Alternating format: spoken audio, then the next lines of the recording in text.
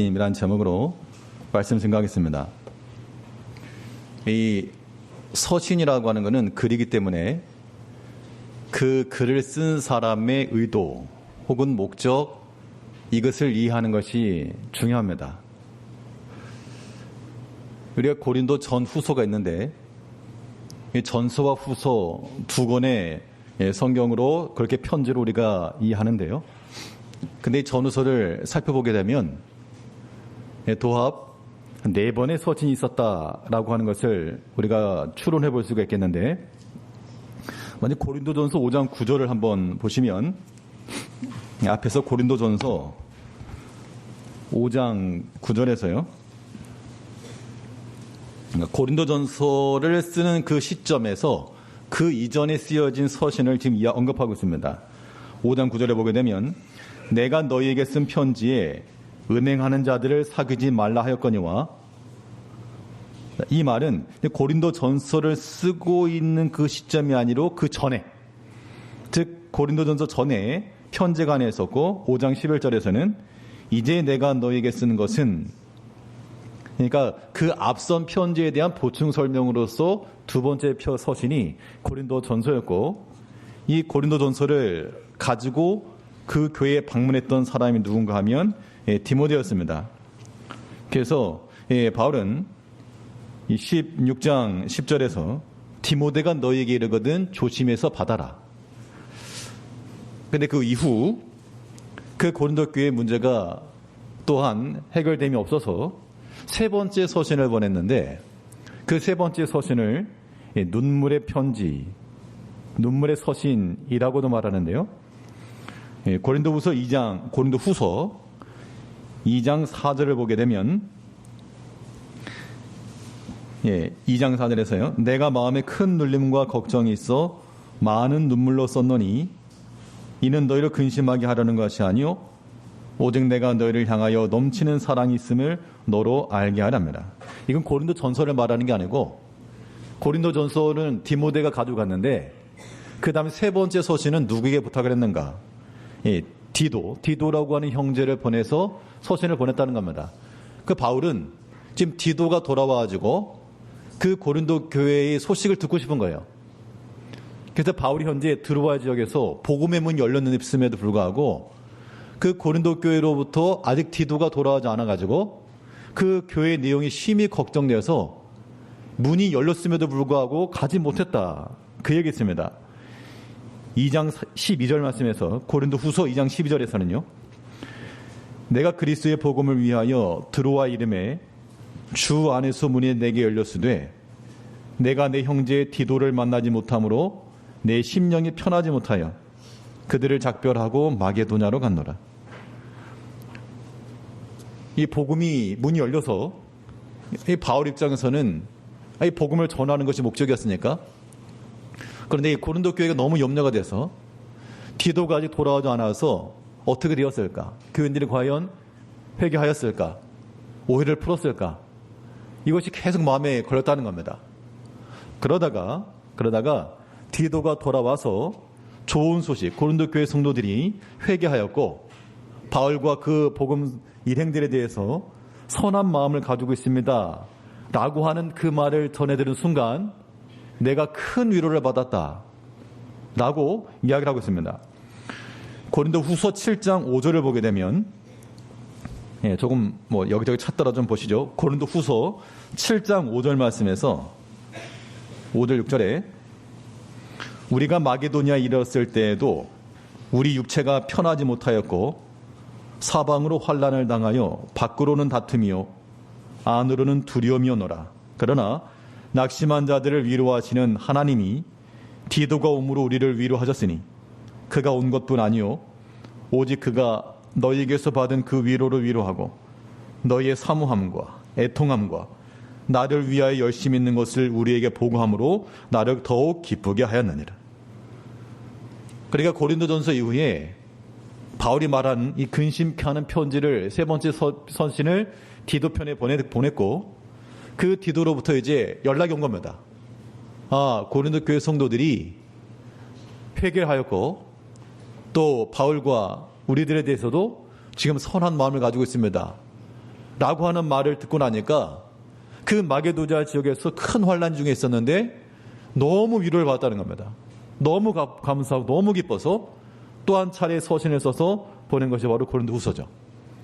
그러니까 고린도후서는 이 모든 일련의 과정 가운데서 바울의 그 숨겨진 기쁨, 정말 하나님께서 역사하시고 교회와 성도들에게 은총을 베푸신 참 비천한 우리를 위로하시는 그 하나님에 대한 이러한 깨달음과 각성이 녹아져 있는 겁니다. 오늘 본문의 제목으로 위로의 하나님 이렇게 잡았는데요. 근데 위로라고 하는 말이 성립이 되려면 그 전에 뭐가 있어야 되죠? 부활하려면 그 전에 죽음이 있어야 되는 것처럼 우리가 위로의 하나님을 만난다는 것은 그 전에 뭐가 있다는 얘기입니까? 그렇죠. 환난과 고난과. 환난과 고난이라고 하는 것이 없어서 복된 삶이 아니라 있는데 뭐가 더 많다? 하나님 위로가 더 많다. 이게 복된 삶이라는 겁니다. 오늘 보면 1장 1절에서 10절 중에서요. 그 눈으로 두 번 한번 쭉 훑어보실 건데 먼저 이 1장 1절에서 10절 중에서 환난 혹은 고난이라고 하는 단어가 몇 번인지 한번 세보시기 바랍니다. 1절부터 10절까지 쭉 보시면서 손가락으로 세시면 돼요. 환난이나 고난이라는 말이 나오면 하나, 둘 이런 식으로. 환난과 고난이라고 하는 말이 몇 번이 나오는가.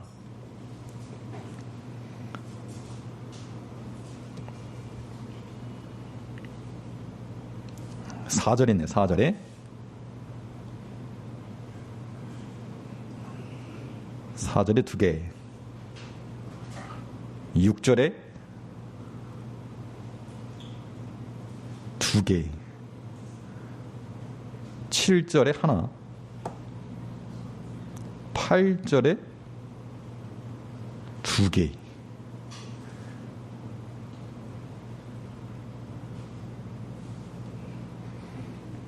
네, 대충 한번 세보니까 몇 개 정도 나옵니까? 네, 뭐 한 8개 정도 나왔습니까? 8개 정도? 네, 뭐 8개, 뭐 대충 비슷한 내용 8개 정도.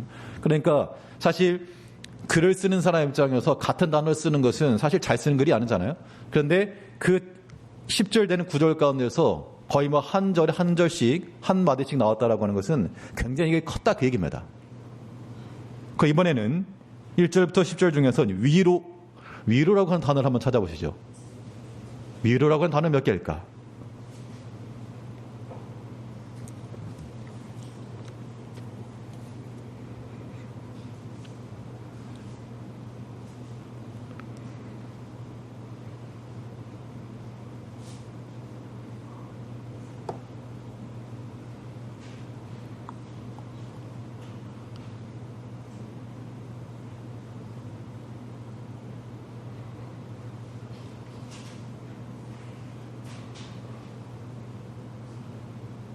몇 개 정도 나옵니까?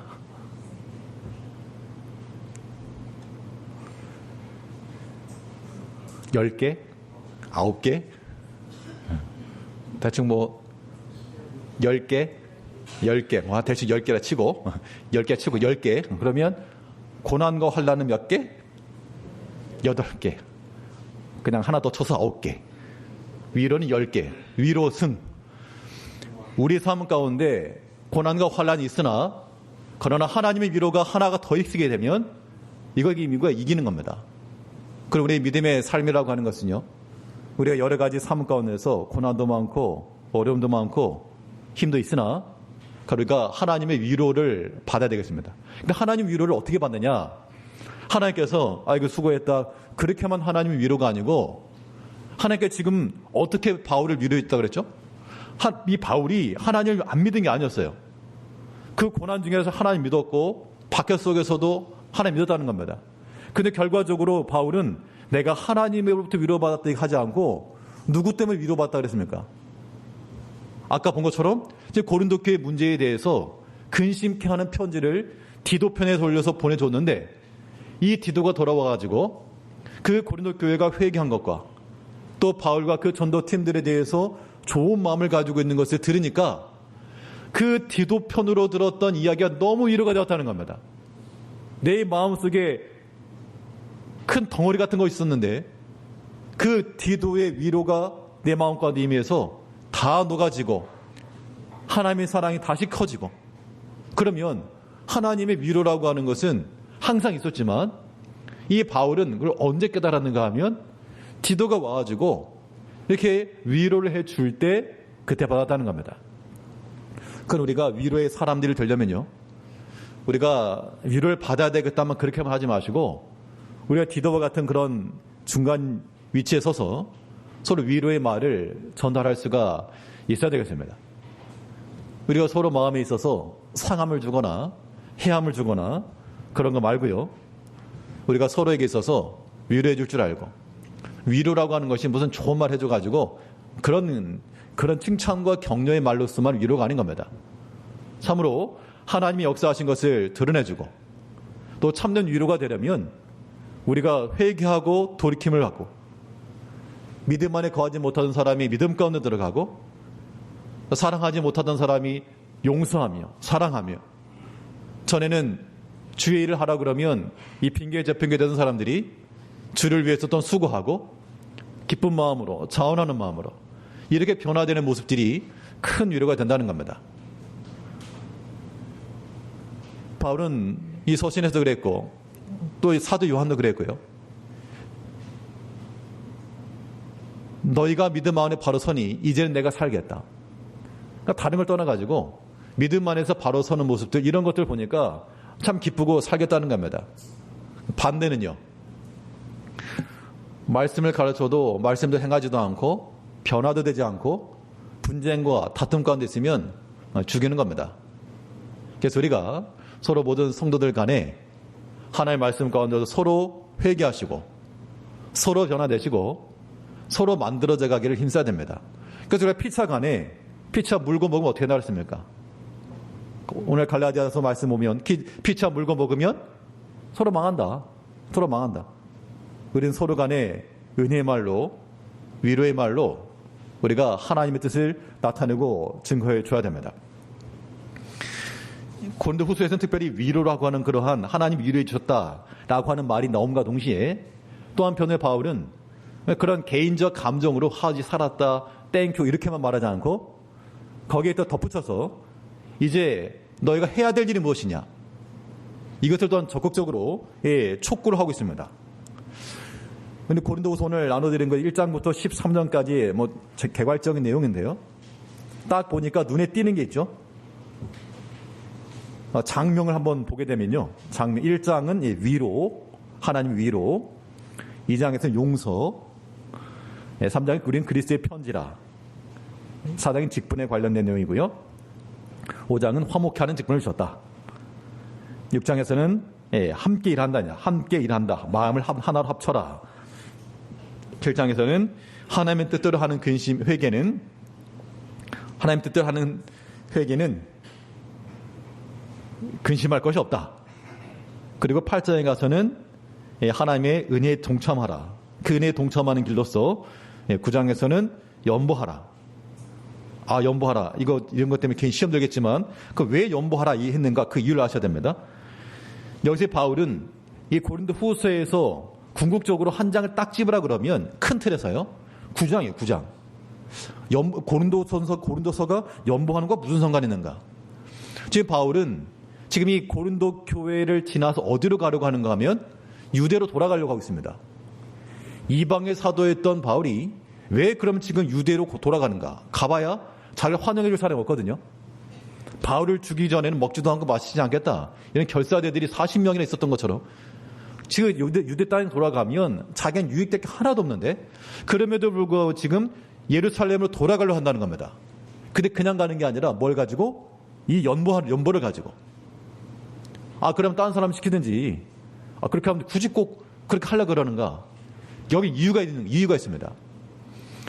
그 당시 이 유대인들은 예수를 믿지 않았죠. 왜냐하면 메시아가 아직 오지 않았다고 생각했다는 겁니다. 자기들이 죽인 사람이 메시아라고 그러면 큰일 나니까. 근데 바울의 지금 주장은 무엇인가 하면 너희가 십자가에 못 박아 죽인 그가 바로 예수라. 그 예수가 우리의 메시아라. 그걸 지금 증거하려고 하는 거거든요. 무엇을 근거로서 너희가 십자가에 못 박힌 그 예수가 메시아라고 증거하겠는가? 이사야 60장에 보게 되면요, 이방에 돌아올 것에 대해서 얘기를 했습니다. 메시아가 오시게 되면 이방에 돌아오는데 각종 각양 예물을 들고 이방이 예루살렘으로 돌아올 것에 대해서 예시를 하고 있습니다. 그런데 바울은 지금 이방 교회들이 가지고 있는 연보를 가지고 이방으로부터 돌아온 이 연보를 가지고 예루살렘 돌아가서 보라, 이방이 지금 주께로 돌아오고 있다. 너희가 십자가에 못 박아 죽인 그 예수는 약속의 메시아였노라. 이걸 지금 증거하기 위해서 예루살렘으로 돌아가려고 하는 겁니다. 돌에 맞아 죽을 각오를 하면서까지. 여기에 중요한 것이 바로 연보였다는 겁니다. 단지 뭐 교회에 대해서 헌금해라 마라 그런 의미가 아니에요. 이 연보라고 하는 것이 이 바울 사도에 있어서는 이방의 주께 돌아, 우리도 마찬가지잖아요. 내가 무슨 가지고 있는 후주머니에서 얼마 내서 한다 그런 의미가 아니라 이 연보라고 하는 자체가 하나님 앞에 우리의 모든 걸 다 드린다는 얘기잖아요. 의미 자체가 하나님으로부터 내가 살았고 하나님이 주신 걸 내가 드리는 것이며 모든 걸 하나님께로 드립니다. 이런 신앙 고백이거든요. 그러면 우리 약속의 외인이었던 우리들도 우리 하나님 앞에 예물을 드린다는 것은 우리가 주께로 돌아간다라고 하는 증거인 겁니다. 그런 의미에서 연보하는 것과 헌금 생활이 이루어져야 돼요. 그러면 이 연보한다는 거 이거 그냥 건너뛰고 읽을 내용이 아니고 이게 왜 중요한지 우리가 이해한다는 겁니다. 그래서 연보라고 하는 것에 대해서 연보를 강조를 했고 다른 교회에서 했던 것처럼 너희도 좀 하라. 그러니까 고린도 교회에만 연보를 시킨 게 아니었고요. 이미 마게도냐 지역에서는 지리상으로 보게 되면 이 고린도 교회는 남쪽 아가야 지방이었고 항구 도시였습니다. 무역에 번성했고요. 예, 부유했습니다. 그래서 북쪽 지역 마게도냐 지역은 빌립보 교회, 데살로니가 교회, 그 교회들은 상대적으로 좀 어려웠다는 얘기입니다. 그럼에도 불구하고 그 극심한 환난 중에 가난 중에 넘치는 연보를 했다. 액수를 채워라 그런 의미가 아니라 지금 이 하나님의 은혜에 동참하는 일에 지금 촉구하고 있는 거죠. 그리고 갈라디아 교회에도 그래 명하였고 가는 곳곳마다. 그래서 바울이 이것 때문에 오해를 받았죠. 저 바울이 저거 사례비 안 만다 하더니 저렇게 아주 뒷돈 챙긴다. 그렇게 오해했던 사람이 있었다는 겁니다. 그러나 바울은 그런 오해를 받았지만 이 연보에 대해서 우리 조심한다. 혹여라도 이 거액의 연보 때문에 오해를 받을까 삼가 조심하면서 그러면서 이것을 가지고 지금 예루살렘을 돌아가려고 한다. 이 과정 가운데 교회 내에서 얼마나 많은 사람이 얘기를 했겠습니까? 우리 1년에 한 번 재정보고 하는데 재정보고 틀려보지도 하지만 근데 또 때로는 오해하시거나 이해가 안 되시는 분들은 이의제기도 하실 것이고 그런 분들 계실 겁니다. 그러면 지구에 한번 다 영수증 처리되어 있고 다 작업되어 있으니까 증거가 있으니까 상관없지만 그 당시에는 뭐 있겠습니까? 누구 하나 오해해가지고 발이 띄어먹었다 그러면 뭐라고 대답할 거예요? 그렇게 오해하는 사람도 있었고 그래서 교회가 좀 분열도 됐고 소란스러웠고 교회에 그런 분위기 있게 되면 얼마나 좀 괴롭습니까? 그런 문제 때문에 시끄럽다 그러면. 그러나 이제 바울은 거기에서 사람의 생각으로 멈추지 않았고요. 타협하지 않고 그래도 힘들어도 해라. 다른 더 어려운 교회, 더 적은 교회에서 힘생하지 아니하냐. 그러면서 이 연보를 촉구했다는 겁니다. 그리고 마지막까지 내가 너희를 위해서 열심히 낸다. 내가 마치 중매쟁이처럼 내가 그리스도와 너희를 중매시키기 위해서 내가 열심히 내고 있다. 그리고 이 12장에서는 셋째 하늘에 관한 계시를 말하면서 내가 너에게 잘할 게 이렇게 있지만 너희가 지금 다른 거짓 교사들 내가 지금 사도권이 없다라고 이렇게 반박하는 사람이 있지만 그러나 내가 다른 사도보다 조금 더 부족함이 없고 오히려 더 많이 수고했으면 더 많이 수고했지. 그러나 그 마지막에 뭐라 말했습니까? 내가 이렇게 자랑할 것이 있지만 그걸 자랑한다 말하지 않고요. 오직 뭘 자랑한다 그랬습니까? 내 약한 걸 자랑한다. 내가 약할 그때에 곧 강함이라. 나는 비록 한없이 약하나 그러나 하나님께서 나를 강하게 하시고 나를 세우심으로 내가 하나님 위하여 살아간다. 라고 하면서 이제 마지막에 무난 축복으로. 우리가 축도하는 거 있잖아요. 우리가 예배 시간마다 축도하는 것도 고린도후서 마지막 고린도후서 15장 한번 보시죠. 13장에서 마지막 절입니다. 고린도후서 13장 13절에 바울이 고린도 교회 성도들을 향해서 이러한 기도 축복문을 줍니다. 주 예수 그리스도의 은혜와 하나님의 사랑과 성령의 교통하심이 너희 무리와 함께 있을지어다. 그러니까 교회와 성도들 향한 축복의 마음을 담아서 축도를 해줬죠. 이러한 신앙적 전통을 따라서 지금도 우리가 예배 마칠 때마다 이러한 사도적 권위를 따라 성삼위 하나님의 은총과 사랑과 그 교통하심이 임하기를 축복해주는, 그러니까 우리가 지금 행하는 모든 것들이 지금 바울 시대, 이 시대로부터 지금 신앙의 유산을 가지고 내려오고 있다라고 하는 걸 생각하게 되면 굉장히 가치가 있는 겁니다. 하다못해 100년 전에 발견된 뭐가 있다 해도 굉장한 가보가 될 것인데, 이거는 그 역사를 이 기독교 인류 역사와 함께 하는 겁니다. 우리가 가지고 있는 하나님의 말씀과 이 성경에 대해서요, 우리는 이것을 귀히 여기고 또 우리가 사랑해야 마땅합니다. 가치 있게, 값어치 있게. 그냥 교회 오실 때 항상 성경책 들고 다니시고, 요즘 좀 너무 간편화돼가지고 간편한 게 좋은 면도 있는데, 근데 그런 거예요. 물론 시대적 상은 종이 같은 거 다 사라지고 하긴 하지만, 우리 조금은 좀 아날로그적 방식으로 성경을 들고, 성경책 안 들고 다니는 사람들 중에 들고 다니면 그래도 조금 특출하지 않겠어요? 성경을 들고 다니시기를 바라고, 예배 중에는 개인적 어디에 외출했다거나 그런 부득이한 경우라면 어쩔 수 없지만, 본 예배 중에는, 당연히 주일 예배 중에는 우리 성경책을 가지고 와서 펴시고, 만약 성경 없다 그러면 뒤에서 가져오시더라도 어떤 전자기기보다는 성경책을 펴시고 보고 읽으셔야 됩니다. 장명가 한번 하겠습니다. 이거 어제 모의고사 1차 시험 모의고사를 봤는데, 아유 이거 장명가 외울 걸 하는 그런 분들도 계셨고, 그러니까 이게 오전에도 말씀드렸지만 어떤 분들은 속으로 생각하시기를 뭐 저런 걸 한데 이런 분도 있을 것이고, 콧방귀를 끼시는 분도 계시겠지만 그런 분들은 은혜를 못 받는 거고요.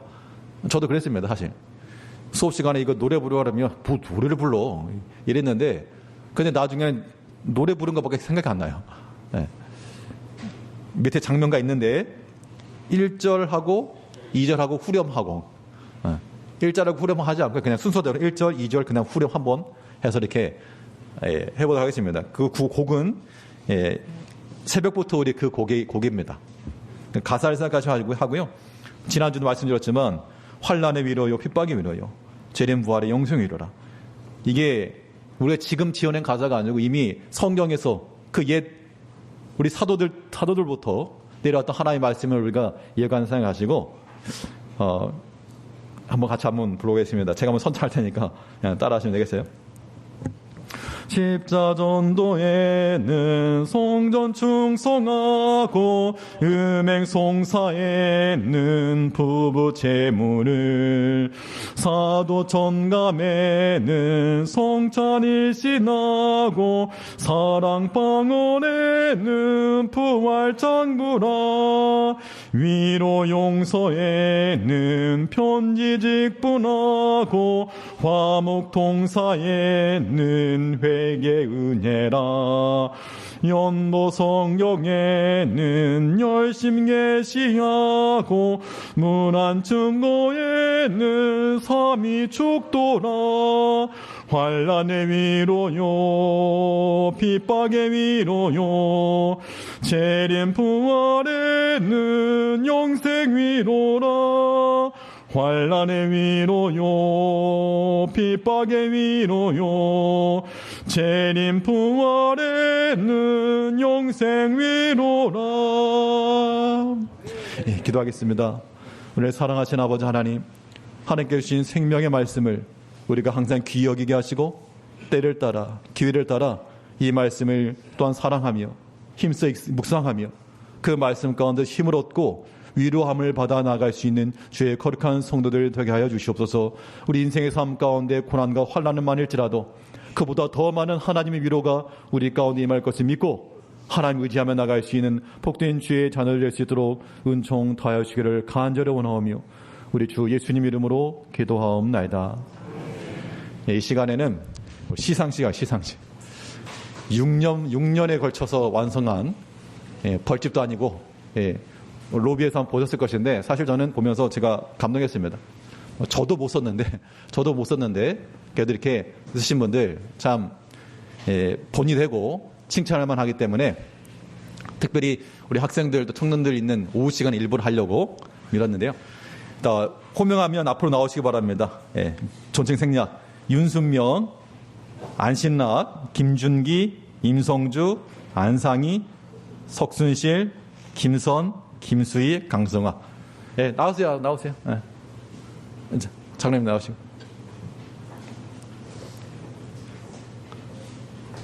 네.